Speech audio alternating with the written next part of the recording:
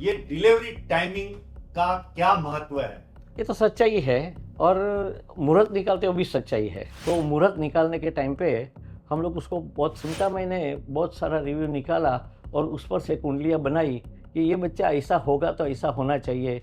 इस तरह से मैंने उनको जन्म के लिए टाइमिंग दिया कि डॉक्टर को मेरे को ये 10 मिनट में बच्चा चाहिए।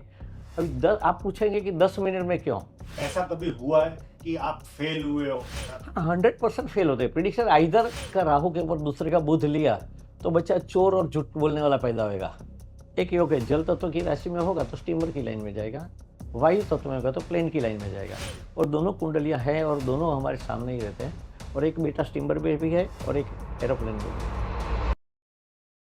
नमस्कार दोस्तों, आप लोगों को एस्ट्रोलॉजी में तो बहुत शौक है, पर एक ऐसा सब्जेक्ट हम लेकर आए हैं जो एस्ट्रोलॉजी में बहुत कम लोग इसको रिवील कर पाए। एक महान हस्ती है प्रोबद याग्निक जी। इनकी मास्टरी है डिलीवरी टाइमिंग, जो बच्चा पैदा करने के समय जो टाइमिंग होना चाहिए, जो सर्जरियन करते समय होता है, वो निकालने में ये माहिर है। दूसरा, मैरिज मैच मेकिंग, वो इनकी मास्टरी है। और तीसरी मास्टरी है बच्चे को किस फील्ड में जाना चाहिए एजुकेशन के लिए।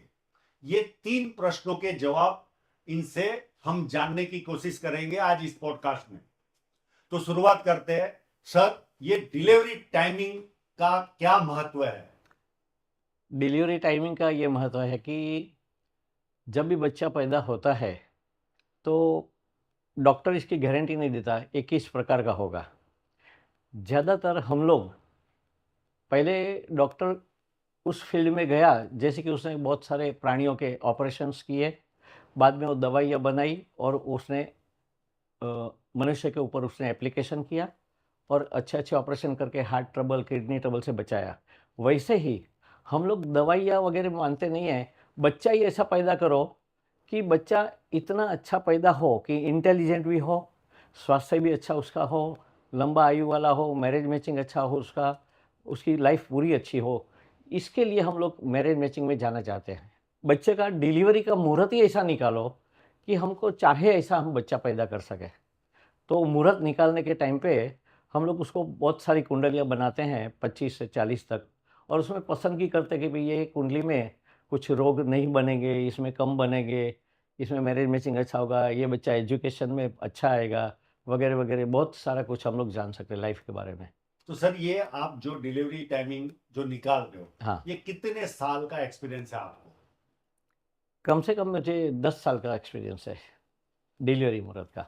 और ये जितने भी आपने टाइमिंग निकाली है, हाँ, जितने भी बच्चे पैदा हुए हाँ, होंगे, हाँ। तो आपके सामने वो आज की तारीख में हेल्दी है? स्वास्थ्य अच्छा है, एजुकेशन में उनका नंबर भी अच्छा आता है और दिखने में भी अच्छे लगते हैं और सब कुछ उसके स्वभाव से और कोई भी उनका नेचर के हिसाब से उनके कुटुंब के अंदर भी अच्छा बनता है उनका सभी के साथ और फ्रेंडली भी है सब लोग। तो ये हम क्या कुदरत के साथ खिलवाड़ नहीं कर रहे सर? अगर ऐसा बोला जाए कि खिलवाड़ है कुदरत के साथ, तो डॉक्टर बाईपास सर्जरी करता है वो भी एक खिलवाड़ ही है। किडनी स्टोन निकालता है वो भी एक खिलवाड़ है। अगर उसने उस ज़माने में एनिमल के साथ खिलवाड़ करके कितनी दवाइयाँ ढूँढी, तो आज हमको बचा सकता है। तो हम लोग भी बच्चे का मुहूर्त निकाल के बचा सकते हैं बच्चे को। तो ये क्यों जरूरत पड़ती है डिलीवरी टाइमिंग निकालने का? ज़रूरत पड़ती है नहीं, लेकिन किन लोगों का ये मानना है कि भई हमको बच्चा अच्छा ही चाहिए। जैसे कि समझो कि बहुत सारे इसमें धर्म गुण होते हैं। करीबन एक राशि में 63,78,560 कुंडली बनती है, तो 12 से मल्टीप्लाई करेगा तो आपको 7,65,00,000 कुंडली बनेगी। तो ये सब कॉम्बिनेशंस के ऊपर आधार रखता है। लेकिन वो सब निकालने के बाद भी आपको अच्छे योग आप पसंद करें तो आप अच्छा सचिन तेंदुलकर भी पैदा कर सकता है, गावस्कर भी पैदा कर सकता है, आप एक से अच्छा गायककार भी पैदा कर सकता है। आपके अनुभव के ऊपर है कैसा करना है। तो वो मेरा अनुभव है। जैसे-जैसे मैं कुंडलियों का अभ्यास करता गया, मेरे पास कस्टमर आते गए, उनका मैंने बहुत सारा रिव्यू निकाला और उस पर से कुंडलियाँ बनाई कि ये बच्चा ऐसा होगा तो ऐसा होना चाहिए। इस तरह से मैंने उनको जन्म के लिए टाइमिंग दिया कि डॉक्टर को मेरे को ये 10 मिनट में बच्चा चाहिए। अभी द आप पूछेंगे कि 10 मिनट में क्यों? क्योंकि हर 13 मिनट में नवाश कुंडली चेंज होती है। तो जन्म कुंडली का आधार नवाश कुंडली पर है और नवाश कुंडली 13 मिनट में चेंज होती है। समझो बॉर्डर का लगना आया, हम एग्जांपल देते हैं कि नरेंद्र मोदी का कोई लोग बोलते हैं कि ये तुला लग्न है, कोई बोलता है वृश्चिक लग्न है। मैं कहता हूँ 29 डिग्री का तुला लग्न है। अभी उसको दोनों का लाभ मिलेगा, तुला का और वृश्चिक का। तुला का जो है उसको गुस्सा है नरेंद्र मोदी का, और इंटेलिजेंस ये हो वृश्चिक लग्न की है। दोनों मिश्र प्रकार का वो बन गए आदमी, तो उसने सर्वश्रेष्ठ इनाम पाया दुनिया में। तो ये सब ग्रहों के धर्म। लेकिन कुछ लोग मानते हैं वृश्चिक लग्न वाले, मैं नहीं मानता हूँ, क्योंकि 10-10 का वट नक्षत्र का जन्म लेंगे तो कुंडली तुला लग्न की 29 डिग्री की ही बनेगी। तो सर ये तो सर्जरियन अगर होता है तो ही आप ये टाइमिंग निकाल पाते होंगे। डेफिनेटली बाकी अगर कोई नॉर्मल डिलीवरी में तो टाइमिंग का कोई नहीं होता महत्व रहता नहीं है। नहीं रहता। तो ये सच्चाई है क्या? ये तो सच्चाई है, और मुहूर्त निकालते वो भी सच्चाई है। मुहूर्त निकाल के बच्चा कर देते वो भी सच्चाई है। वो एक प्रयत्न है। जैसे कि आपको फ्यूचर में अभी कितने सारे रोग नए नए डेवलप हो गए। पहले तो एक ही 2 या 3 प्रकार का एक बुखार आता था, आज नए नए बहुत सारे बुखार आए, तो उसकी दवाई हर 6 महीने में नई दवाई ढूंढी जाती है। जिसके लिए अभी खांसी और सर्दी चलती है इस ज़माने में, अभी 15 दिन से तो नई दवाई आ ही जाती है, हर एक लेबोरेटरी में आती है। तो लोग रिसर्च करते ही रहते हैं। एक का एक प्रोडक्शन, जैसे एक्सेल 90 है, एक्सेल 50 है, एलाइन है, ये सब मेडिसिन खांसी और सर्दी की है, लेकिन अलग अलग 6-6 महीने में बदली होती है दवा। आपका हाँ। इस सब्जेक्ट में ही कैसे इंटरेस्ट जगा? एस्ट्रोलॉजी तो कई लोग हाँ, करते हैं, हाँ, और आपका पर्टिकुलर कुंडली में ये 2-3 चीजें जो है इस पर ही फोकस क्यों हुआ? बचपन में मैं मेरे रिलेटिव्स के यहाँ जाता था, उसके घर पर मैंने कुछ पुस्तकें देखी नारायण दत्त श्रीमाली की, और उसको मैंने हाथ लगाया तो उन्होंने बताया कि हाथ मत लगाना, क्योंकि पुस्तकें बहुत प्रेमी होंगे। आज मैं वैसा ही हूँ, मैं मेरी पुस्तक को हाथ लगाने नहीं देता हूँ। तो मुझे भी लगा कि ये कुछ अलग सी बात है, तो मुझे ये सब्जेक्ट सीखकर सबको सिखाना चाहिए। बड़ा होकर कुछ लॉ किया, बाद में मैं पोदार कॉलेज में नवीन भाई झवेरी के पास गया, उधर 81, 82, 83 में सीखा। 84 से उनके ही स्टेज के ऊपर लेक्चर दिया। 91 में जून महीने में पहली हॉरोस्कोप बनाई, और बाद में बहुत इंटरेस्ट है इसमें, क्योंकि साइंटिफिकली अप्रोच करेंगे ज्योतिष को तो आज का इंसान बहुत आगे आ जाएगा। क्योंकि मेडिकल फील्ड जितना ब्रॉड है, दूसरे सब फील्ड ब्रॉड है आईटी का, उससे भी ये ज्योतिष तो उससे भी बड़ा ब्रॉड सब्जेक्ट है।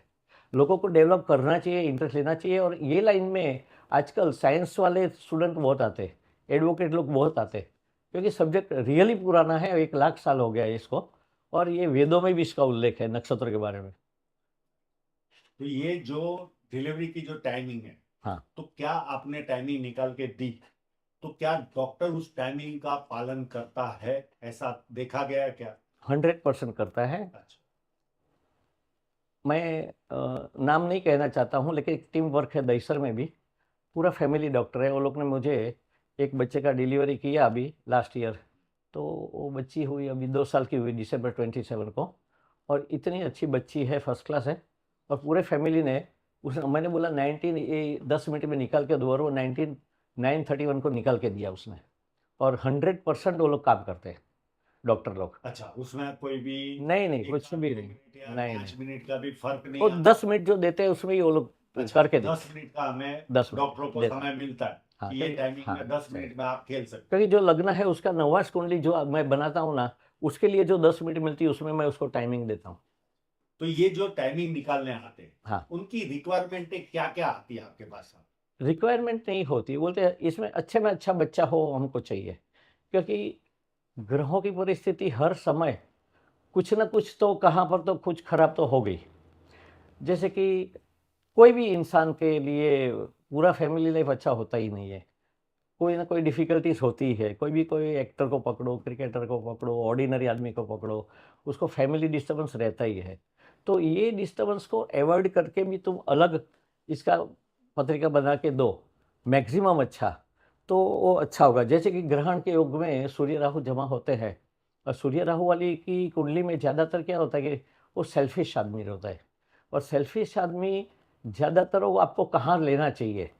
एग्जाम्पल बोलूँ आपको तो, एक बार एक आया था मेरे पास, वो मैरिज योग के अंदर उसका ग्रहण योग मैंने लिया था। ये तो मैंने बर्थ की बात की, लेकिन ये चालू मैरिज योग में सूर्य राहु का ग्रहण योग के लिए उनका कोई खगोल शास्त्री था जिसके साथ मेरी 1.5 घंटा चर्चा हुई, और उन्होंने बोला कि ये मुहूर्त आ ही नहीं सकता, तो मैंने सूर्य राहु को थर्ड हाउस में ले लिया कुंडली में, और वो मैरिज करवाया। चैम्बूर में मैरिज भी हुई और बहुत बहुत अच्छा रिस्पॉन्स मिला, और वो मुहूर्त किसी ने नहीं दिया था और मैंने ही हाँ बोला था। तो ये ग्रहण योग में भी आप बच्चे को पैदा कर सकते हैं, उसको कहाँ लेना है वो हमारे ऊपर डिपेंड रहता है कि हम लोग कहाँ देते हैं। अच्छा सर, एक बात और हाँ। पूछनी है। हम्म। अभी हमें पता नहीं है हम्म। कि बेबी होगी या बॉय होगा। हाँ। अब कई लोगों की रिक्वायरमेंट होती है मेरा बच्चा बहुत पैसा कमाए आगे चलकर। हाँ। कई लोगों की रिक्वायरमेंट होती है मेरा बच्चा हेल्दी बने। कई लोगों की रिक्वायरमेंट होती है कि हमारा आज्ञाकारी बने। बराबर है। अब रिक्वायरमेंट बॉयज की अलग होती है, गर्ल्स की अलग। गर्ल्स की अलग होती है। बराबर है। तो इस बीच में आप कैसे निर्णय लेते हो कि कौन से समय पर उनको हम डिलीवरी का टाइमिंग दें? बराबर है। वो जमाना था जब लड़कियां काम नहीं करती थी और चाहते थे कि औरत घर में ही बैठे रहे। आजकल ऐसा नहीं है, एजुकेशन बढ़ गया है, तो लड़की का पगार लड़के से भी ज़्यादा है सैलरी, और लड़कियां फॉरवर्ड है, बहुत फॉरवर्ड है। वो बाहर का काम करती है, घर का काम करती है, बच्चों को संभालती है, हस्बैंड को संभालती है। हस्बैंड खाली टेबल वर्क करके थक जाता है। अगर आर्ग्यूमेंट करे तो पुरुष से 3 गुना काम ज़्यादा लेडीज़ करती है। अग्री करते हैं। तो मैं लेडीज़ को मानता हूँ, भले मैं जेंट्स हूँ तो भी। अभी कल ही मेरी एक मुलाकात हो गई किससे, भाई जेंट्स अच्छा है लेडीज़ अच्छा है। मैं बोला देखो, अच्छा मत बोलो, काम करने में लेडीज़ 1000 गुना ज़्यादा अच्छी है। इसलिए वो पुरुष को पसंद आजकल नहीं करते, तो शादियाँ नहीं होती है, और उनकी रिक्वायरमेंट बहुत ज़्यादा है लेडीज़ों को भी। तो वो एक अलग मॉडर्न सब्जेक्ट है, इसके लिए इनकी शादियाँ नहीं होती है। वो भी एक अलग सब्जेक्ट है मैरिज मैचिंग का भी। लेकिन हमारे हिसाब से अगर आप चाहे कि हमको लड़की हो या लड़का हो, तो मैं चाहता हूँ कि लड़की हो या लड़का हो ये ज़्यादा महत्व का नहीं है। जो पैदा होएगा बच्चा माँ बाप को और कुटुंब को अच्छी तरह से रखेगा, वो महत्व का है। तो उस तो पर आप ज्यादा फोकस करते हैं। हाँ 100%। उसका सेकंड हाउस, फोर्थ हाउस और नाइन्थ हाउस हम लोग बहुत पावरफुल लेते हैं, उसको किसकी तकलीफ ही ना हो। क्योंकि सेकंड हाउस कुटुंब का भाव है, फोर्थ हाउस सुख स्थान है, और भाग्य स्थान नवा स्थान है। तो भाग्य स्थान है वो धर्म का भी स्थान है। और वो लोग कहते हैं, हम लोग कहते हैं कि 5वां स्थान संतान का है। मैं बोला संतान का भाव भले अच्छा हो, लेकिन भाग्य स्थान खराब हो तो 5 संतान में 3 संतान मर भी जाते हैं। तो आपको भाग्य स्थान भी देखना चाहिए। और लोग आयुष्य स्थान 8वें स्थान को गिनते हैं, तो मैं वो नहीं, मैं थर्ड और 8th हाउस को स्टाइल ऑफ डेथ गिनता हूँ। मृत्यु का स्थान तो 5वां ही गिनना चाहिए, क्योंकि बैंक बैलेंस आपके पास नहीं है तो आयुष्य नहीं रहेगा। वो 48 के पहले आयुष्य देखना है तो थर्ड हाउस देखना चाहिए, 48 के बाद का आयुष्य देखना है तो 8वां भाव देखना चाहिए। तो सर, इसके अंदर ऐसा कभी हुआ है कि आप फेल हुए हो? पास हुए होंगे वो तो हकीकत है, 100%। पर कभी ऐसे फेल हाँ। हुए हो, ऐसा हुआ है कभी आपके साथ? 100% फेल होते हैं प्रिडिक्शन, आइदर 100% राइट है या तो 100% रॉन्ग है। नहीं तो आपके साथ ऐसा हाँ। कभी हुआ है कि हाँ। आपने अगर टाइमिंग निकाल के दिया नहीं नहीं, और बच्चे के बारे में आज तक नहीं हुआ मेरा। नहीं हुआ? नहीं हुआ। अच्छा, यानी बच्चे इतनी अच्छे ही accuracy है। आपकी है। 100% बच्चा लोग अच्छा है, 100%। जितने भी बच्चे हुए पैदा अच्छे ही है। अच्छा, अभी आपका एक और नॉलेज है जो मैरिज मेकिंग, मैरिज में उसके बारे में आप कोई प्रकाश डालोगे तो ज्यादा खुशी हो। बरोबर है। मैरिज मैचिंग के लिए मैं मानता हूँ कि मंगल दोष शनि दोष को मैं नहीं मानता हूँ। मैं मानता हूँ कि आयुष्य अच्छा होना चाहिए 65 के ऊपर का, यानी उसका बच्चा 30-35 का हो जावे। दूसरा कैरेक्टर अच्छा होना चाहिए, खाली सेक्सुअल कैरेक्टर नहीं, लेकिन उसका उठना बैठने का कैरेक्टर, माँ बाप के साथ वर्तन कैसा करता है, सोसाइटी में बिहेवियर उसका कैसा है, सब प्रकार का कैरेक्टर, किसी के सामने खाकर थूकता है कि नहीं, ये वगैरह वगैरह। तीसरा है उसका बच्चा अच्छा पैदा होना चाहिए मैरिज मैचिंग में। अगर बच्चा बुद्धू पैदा हो, चोरी करता हो, तो स्कूल से चोरी करके आएगा तो उसका नाम खराब होगा। और चौथा लक्ष्मी योग देखना चाहिए। ये 4 चीज़ को छोड़ के मैं तो गुणाक भी मिलन नहीं देखता हूँ, क्योंकि गुणाक मिलन का मैरिज मैचिंग से कोई ताल्लुक ही नहीं है। पहली बात तो यह है, क्योंकि पंचांग में लिखा है मैरिज मैचिंग करने के बाद गुणाक मिलन का कोष्टक है, तो उसका कोई भी ताल्लुक नहीं उससे।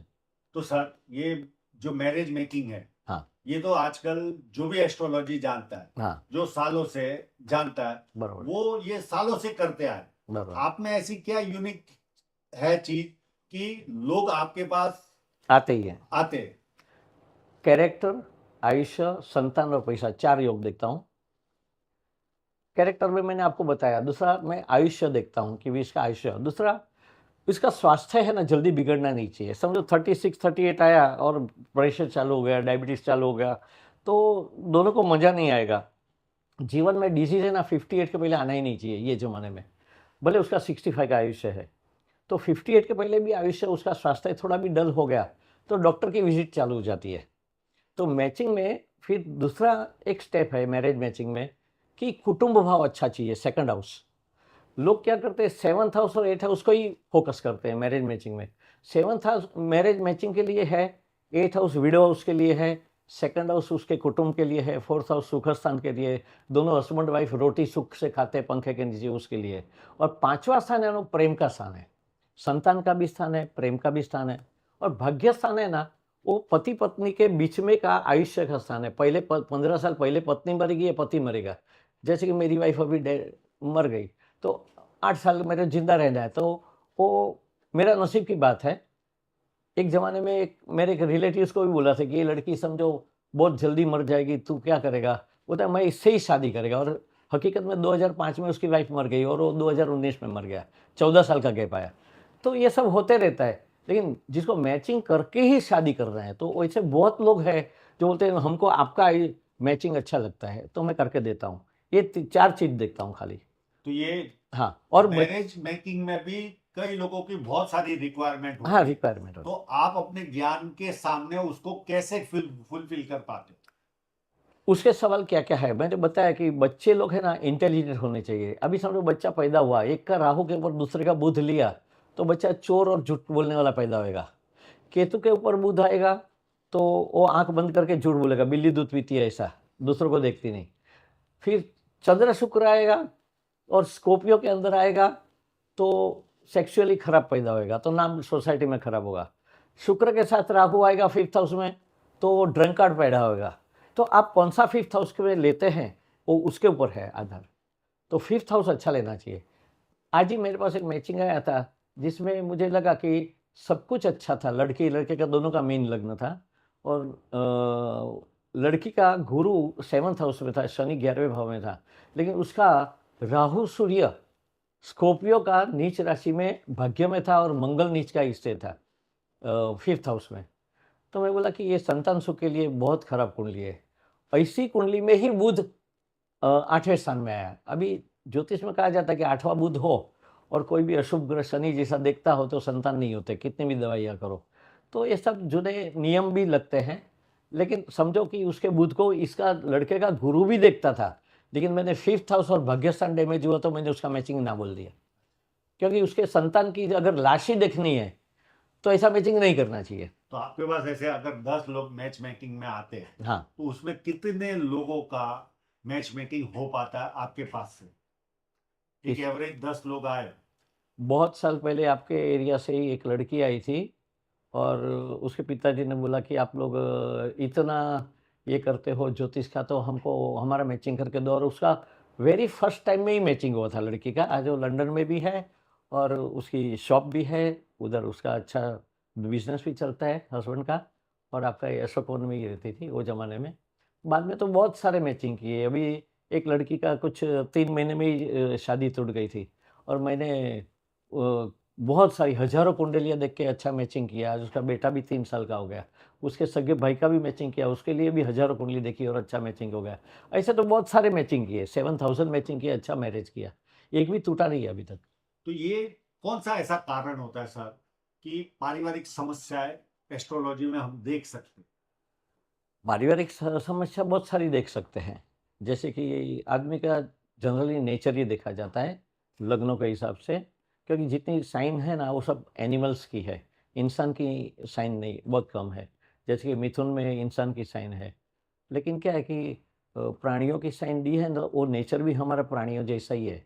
और अभी क्या ज़माने में फूड इतना ख़राब हो गया है कि हमारी सोच भी गलत हो गई है। दूसरा मीडिया भी इतना खराब कुछ दिखाता है वगैरह हम लोग देखते हैं। फिर हम लोग क्या ग्रहण करते हैं उसके ऊपर है। हमारा विल पावर अच्छा होगा तो हम ग्रहण नहीं करेंगे, अच्छे लड़के लोग हैं ग्रहण नहीं करेंगे। तो बचपन से हमारी शिक्षा के अंदर थोड़ा परिवर्तन होना चाहिए कि बचपन से अच्छे योगा वगैरह इंडियन सिस्टम सिखाना चाहिए सब। तो और दूसरा हम कहते हैं कि ज्योतिष ग्रहों का ही टोटल आधार होता है, तो ये मैं कहता हूँ कि खून का भी आधार होता है, माँ बाप के संस्कार है, फिफ्थ हाउस उनका कितना बिगड़ा हुआ है, उसके ऊपर भी आधार रहता है।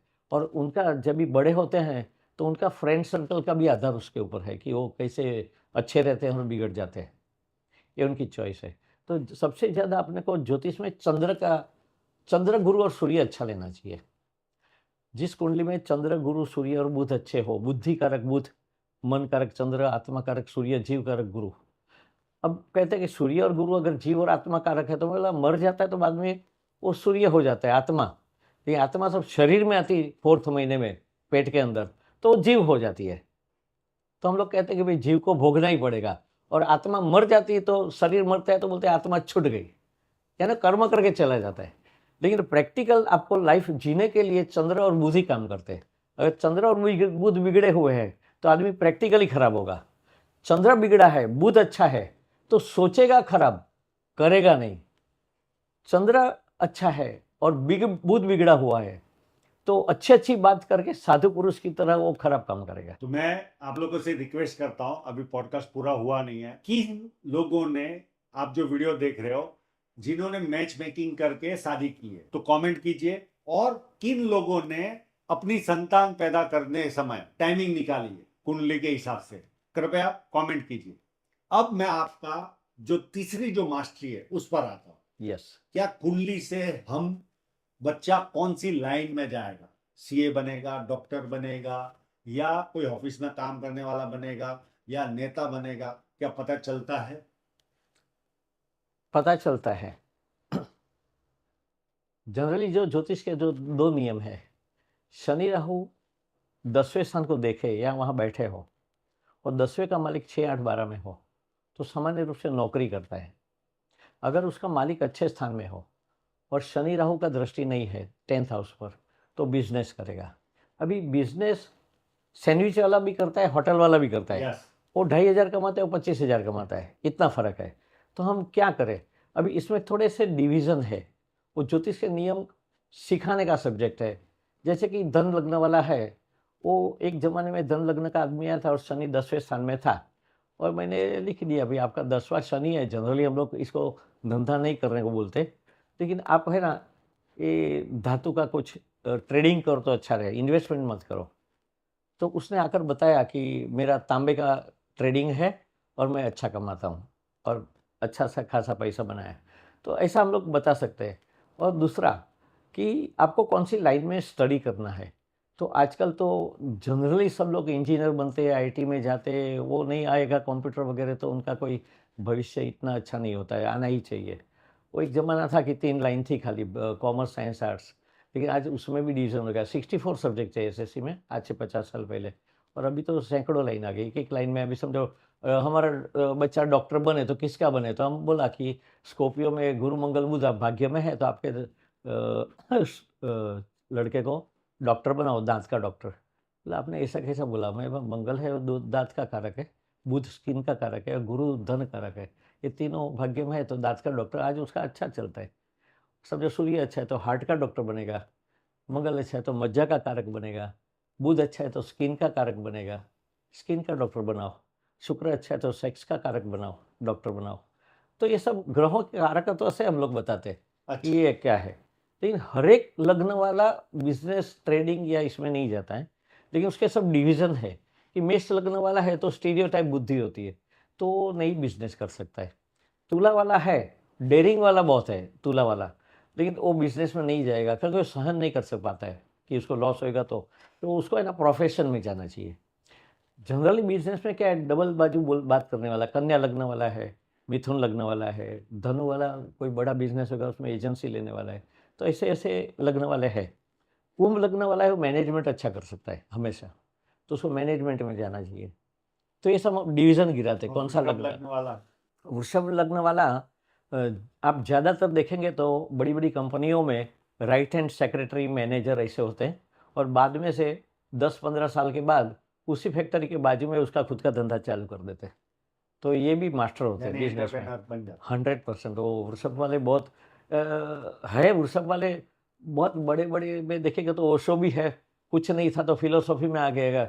वो फिलोसॉफी में चना और दाल भी नहीं मिलती है, लेकिन 400 रुपये में बुक मिलती है ओशो की।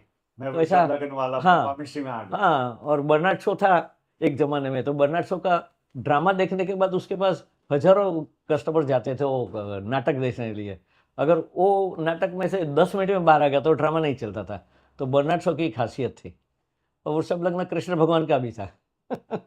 तो सर, ये जो एजुकेशन के लिए हाँ, किस एज में लोग आपके पास आते हैं, यानी बच्चा किस एज में होता है तब आपके पास आता है कि अभी इसको किस फील्ड में जाना चाहिए?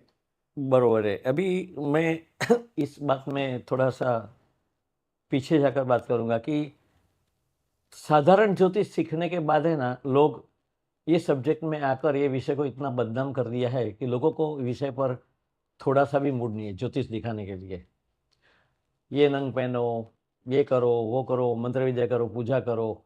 मैं मानता हूँ कि पूजा होनी चाहिए, सब कुछ होना चाहिए। नंगों के द्वारा जगन्नाथ बसी ने बुक लिखी है, पूरी स्वास्थ्य के ऊपर लिखी है। चंद्र शनि है तो आप चंद्र पहनाओ तो छाती में नहीं दुखेगा। सूर्य राहु है, हाई प्रेशर है तो रूबी पहनाओ। ठीक है, स्वास्थ्य के लिए ठीक है, लेकिन ये नंग पहनने से करोड़ों रुपया मिलेगा, वो बात एकदम झूठी है। वो नहीं करना चाहिए हमको, ज्योतिषियों को। और ज्योतिष की सच्ची सलाह देने के लिए इनकी कुंडली देखकर उनको राइट सलाह देनी चाहिए। अभी एक जमाने में वृषभ लगने वाला सूर्य बुध छठे स्थान में था। उसका मामा और उसका पिताजी आया था और बोला हम लोग 2 लाख रोकते हैं और इसको इंजीनियरिंग लाइन में डालना है डोनेशन के लिए। मैं बोला मत रोको, आपका बेटा है, पूछो उसको, उसको पढ़ाई करना नहीं है। और छठे स्थान में सूर्य बुध था, तो उसके पिताजी ने पूछा तेरे को पढ़ाई कर रहे हैं? नहीं पापा, मेरे को नहीं पढ़ना है, ऐसा उसने बोल दिया मेरे सामने ही। तो बात खत्म हो गई। जब ज्योतिष खुद आपके बच्चे का स्वभाव बताता है, जिसको मैं पहचानता नहीं हूँ, तो ये ज्योतिष 100% राइट है, क्या यानी नहीं? प्रिडिक्शन देने वाले रॉन्ग होते हैं। 100%। हमारे पर कितना आधार है, ज्योतिष कितना सच्चा होना चाहिए। अभी डॉक्टर भी देखो, नहीं बोलना चाहिए। अभी मेरी वाइफ को प्लास्टिक की अंतड़ी बिठाई इंटेस्टाइन, तो उसको 8 लाइन देनी है तो उसके पे 28 लाइन दिया, तो पूरा अंतड़ी उसकी जल गई और सब चिपक गई और उसमें रस्सी हो गया और मर गई। ऑपरेशन 2 टाइम किया, अप्रैल में जुलाई में। हम लोग अंदर देखने नहीं जाते, 8-8 घंटा खोलकर बैठ जाते हैं डॉक्टर। तो ये सब डॉक्टर लोग भी बोगस है ज्योतिष की तरह। तो इनको ऐसा नहीं करना चाहिए। फॉरेन में अगर होते थे तो ये लोग सलाह देते हैं, डॉक्टर इसको भेजेगा तो बोले इसको ये तकलीफ है तो ये फॉलो करना चाहिए। हमारे यहाँ ऐसा नहीं है। आपको इधर से इधर भेज दिया ना, और एक्सरे निकालो और एक्सरे निकालो, तो यानी सब। जुगाड़ वृत्ति ज्यादा है। हाँ, मेरी वाइफ को कैंसर था ही नहीं मरने के टाइम पे। वो अंतड़ी और जल गई थी 28 लाइट देकर। वो अभी 10 जुलाई को ही मर गई। और मुझे मालूम है कि उसको खराब रीत से ही मरना है, शनि राहु नीच राशि में थे। तो हम लोग सहन कर लेते हैं, और हमारे यहाँ कानून भी कुछ भी नहीं है इंडिया में। तो आपको लगता है हम किसी का भाग्य बदल सकते हैं, ऐसा लगता है आपको? भाग्य कोई नहीं बदल सकता है, पहली बात तो यह है। कोई दुनिया में भाग्य नहीं बदल सकता है, क्योंकि ज्योतिष खुद का भी भाग्य नहीं बदल सकता है। एक बार आपकी कुंडली प्रिंट हो गई, फिर आप बोलो कि ये इसकी पूजा कराओ तो आप सुधर जाएंगे, नहीं हो सकता है, कभी जिंदगी में नहीं हो सकता है। ये झूठी बात है। लेकिन आपके बेटे की शादी है और उसका बच्चा भविष्य में आने वाला है, तो आप जाप करेंगे तो आपके बेटे के यहाँ जो बेटा आएगा ना 5 साल के बाद, उसका दादा का स्थान अच्छा बन जाएगा, क्योंकि आपने जाप किया है। लेकिन जो पैदा हो गया उसका कुछ नहीं हो सकता है। यानी जो एक बार प्रिंट हो चुका हाँ, उसको बदल नहीं सकते। मेरे राहु को मैं कुछ नहीं कर सकता हूँ। मेरा 4th हाउस में राहु है।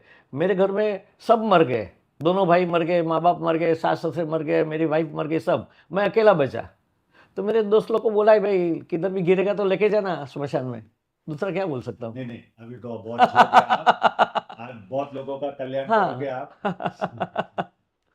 तो ये ये एजुकेशन के लिए हाँ हम और ज्यादा हाँ, जानकारी ले सकते हैं क्या? ले सकते कि हैं। व्यक्ति अगर कोई पायलट बनना चाहे तो क्या उसकी कुंडली में पता चलता है? आपके पास आया तो वो हाँ पायलट बनेगा कि नहीं बना, क्या उसके हाँ भाग्य में लिखा होता है? हाँ आप पढ़ सकते हो। या उसको बनना है समझो मरीन इंजीनियर या मरीन में जाना है, तो क्या वो कुंडलियों में रहता है क्या? हमारी 92 में मेरे पास एक फैमिली आई थी।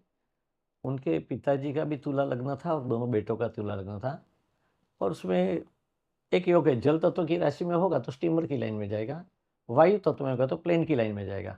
और दोनों कुंडलियां हैं और दोनों हमारे सामने ही रहते हैं। और एक बेटा स्टीमर में भी है और एक एरोप्लेन में भी है।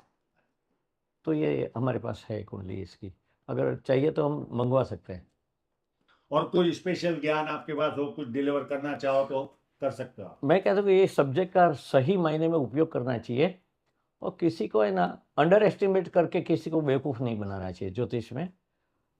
एकदम सब्जेक्ट भी अच्छा है, इंडियन पब्लिक भी अच्छी है, गरीब है स्वभाव की, और इनको सही मायने में सभी बच्चों को अच्छा डायरेक्शन मिलेगा तो सब बच्चे लोग अच्छे हो जाएंगे, उसमें कोई बात। और हमको है ना कोई कानून अच्छा बनाने की जरूरत नहीं, बच्चे ही अच्छे हो जाएंगे, ये मानता हूँ। ज्योतिष इतना अच्छा है।